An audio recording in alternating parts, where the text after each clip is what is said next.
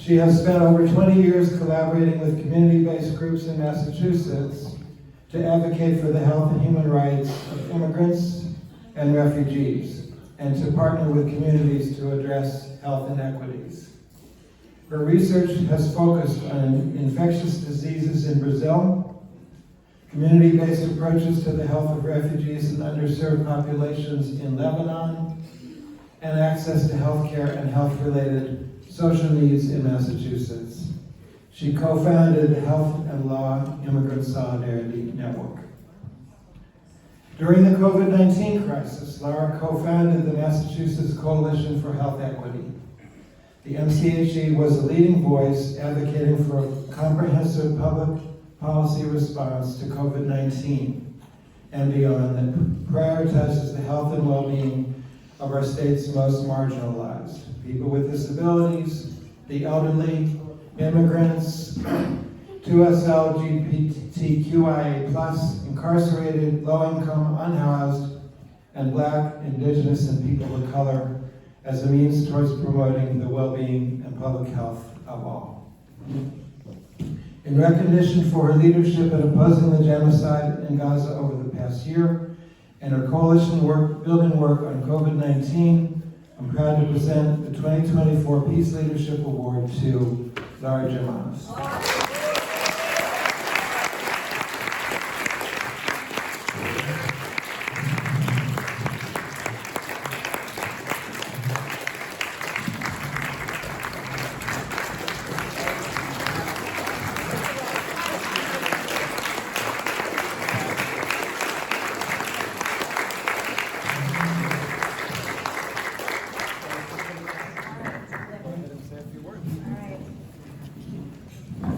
Thank you so much for this wonderful honor.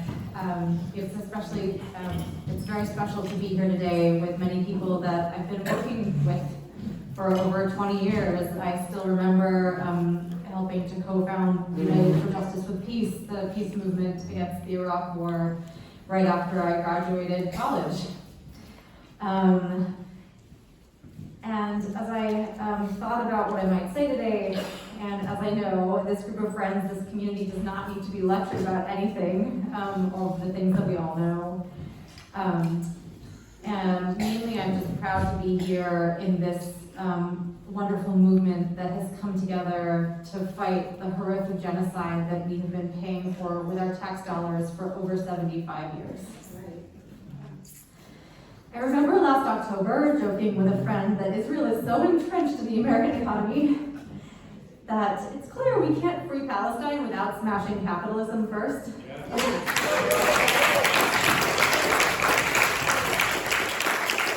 12 months later, that seems to be exactly the problem.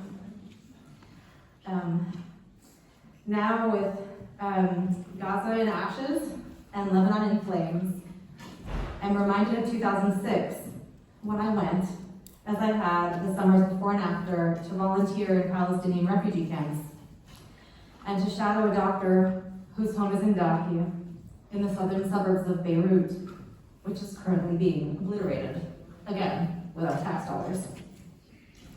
I was in the Palestinian camp of Shatila on July 12, 2006, when Hezbollah militants captured 2 Israeli soldiers in the Sheba farms, which are contested territory, and which Israel used as a pretext to bombard Lebanon.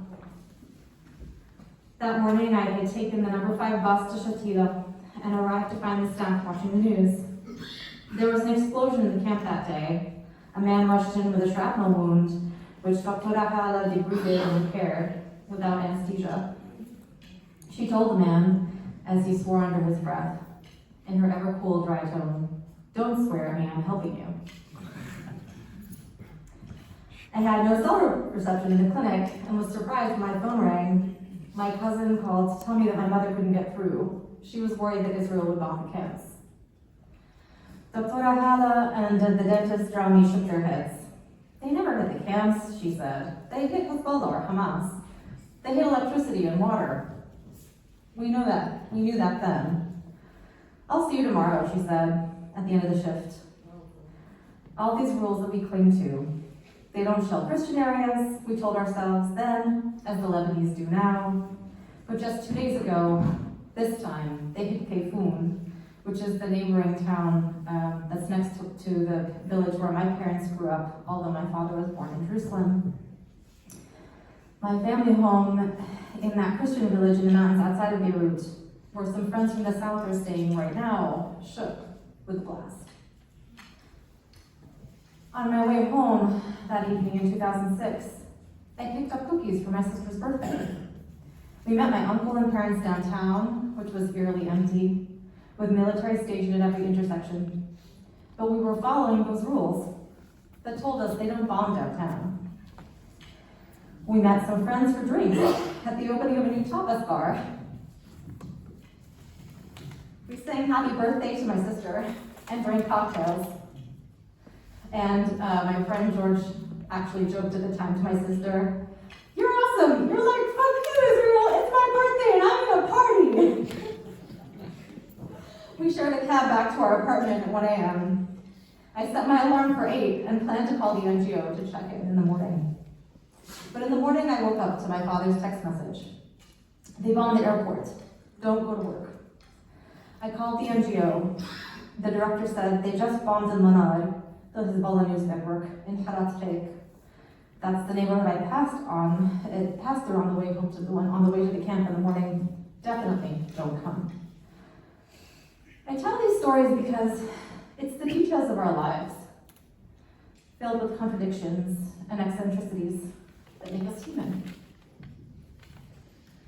Like the women in the Beirut slum of Hayl Gharbi, where I partnered for a research project, who explained to me that the people there allied themselves with Hezbollah when they found it to be politically expedient. Hezbollah provides services to members of the Lebanese public, like essential health care, as the Lebanese state has failed to provide, especially for poor Shiite Muslims in the south. These people who are now summarily declared targets by Israel and our media, their deaths normalized, not to be mourned. My family and I escaped via a taxi on the Damascus Road. The border crossing we passed was bombed 30 minutes before and 2 hours after we crossed. Israel has destroyed that road, and they also hit the road next to the airport today. The Beirut airport is currently out of power. Israeli Chief of Staff Lieutenant General Hilitz vowed on the news to set Lebanon back 20 years. The threat gave us chills at the time. That 2006 war gave rise to the Dahi Doctrine, an Israeli military doctrine that calls for the use of massive, disproportionate force and deliberate targeting of civilians and civilian infrastructure, and which many have cited Israel has been applying in Gaza.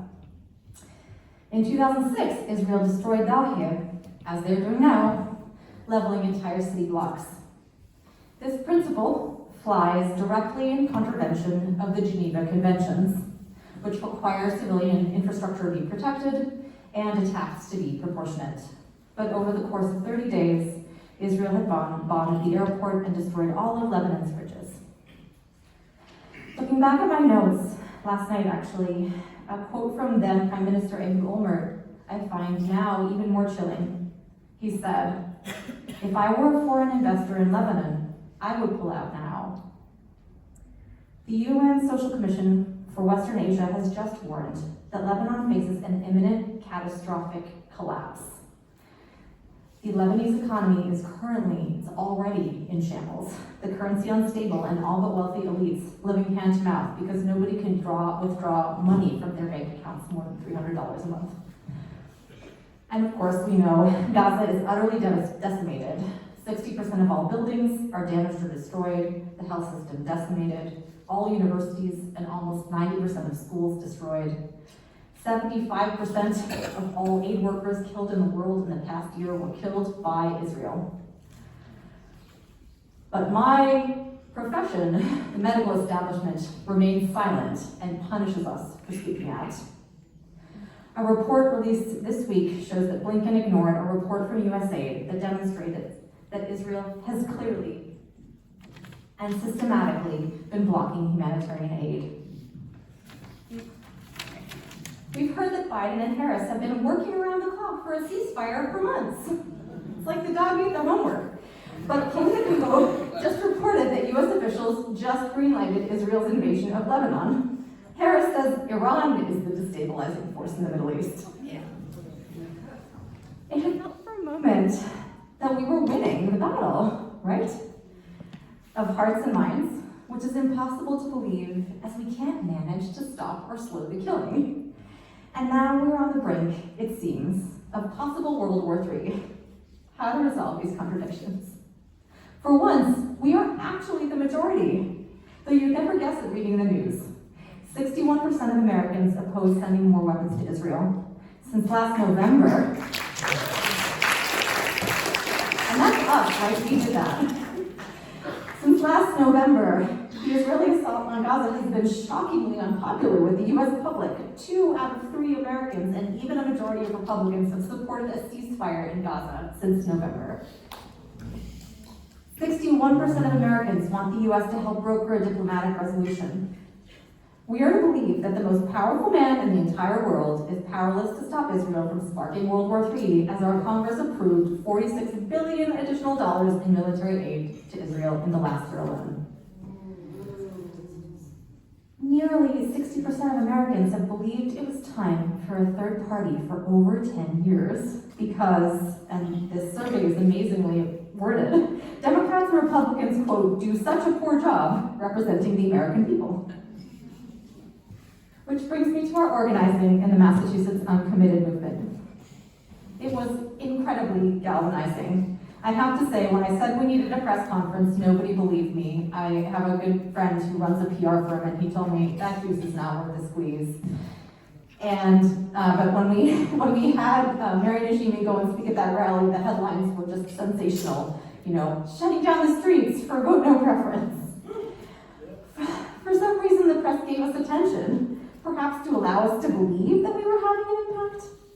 But as the DNC approached, it became apparent that we were not. A DNC delegate close to Presley and Warren explained to me very plainly that Harris would not support an arms embargo until after the election. Remind me the last time a politician delivered on a promise they couldn't even make during the election?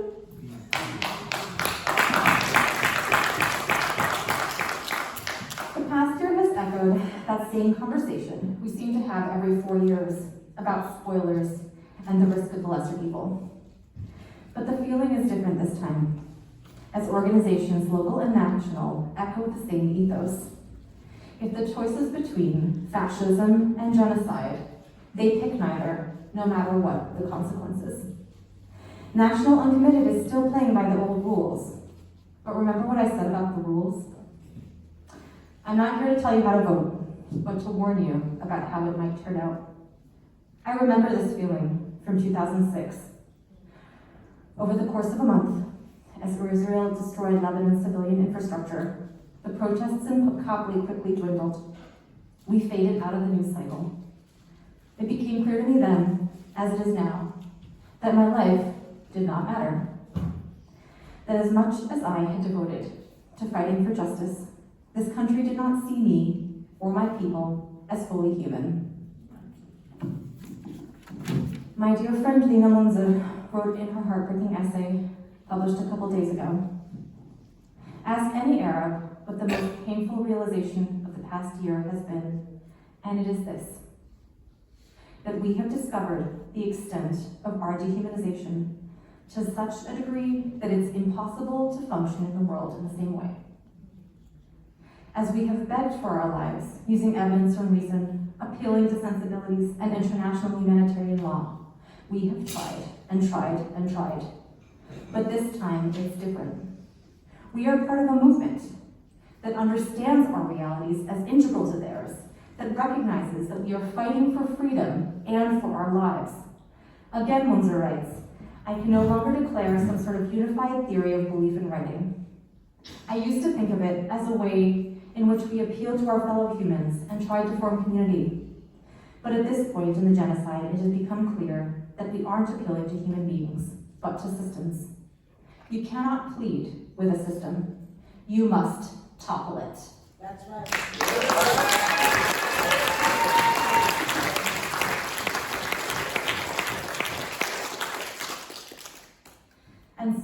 encourage you, if their abandonment of actual human voters that make up this country, never mind morality, international law, or the actual human lives and liberties of Black and brown people here and overseas, do not blame the so-called third-party spoilers or dehumanized Arabs and Muslims. Let's roll up our sleeves and fight fascism together, because we are fighting the same thieves who are profiting as they steal our labor, destroy our planet, rake in millions of weapons contracts, leaving behind only destruction and death. As I reflect on the ridiculous assertion that Kamala would stop arms to Israel after the election, is that the electoral strategy, as we have always known, is one very small piece. Meanwhile, we must turn our focus to fighting for BDS and for our right to dissent. Boycott, divestment, and sanctions is building victory upon victory. If capitalism is the game, we can play too, making Israel bad for business as we uplift a sustainable future. Successfully forcing Elbit out of Cambridge,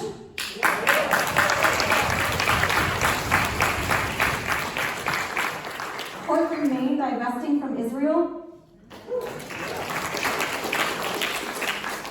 and as we are all coming under fire for being outspoken at our universities, in our schools, and our workplaces, the laws which silence Palestine will outlaw dissent against everything. The fact that we are facing such repression is a signal that we must continue doing exactly what we are doing. And we must name that right-wing extremists are intentionally using Zionism as a wedge to undermine diversity and uplift white supremacy.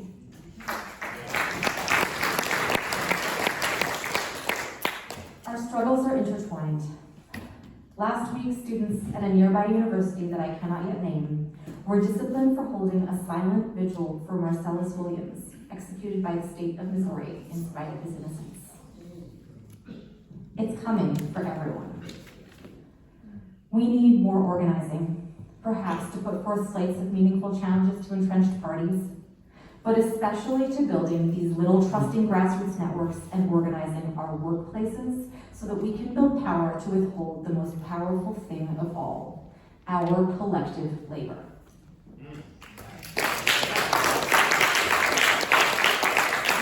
Because that is the way we can stop this horrific machine which is destroying the planet and our futures dead in its tracks. Do not despair. We can do it. We are doing it. Let's fight for the future, a future where we don't even have to say never again, because instead we are all saying, from the Congo to Vietnam, from South Africa, from Turtle Island to Palestine, let us all rise, let us all thrive. Free Palestine.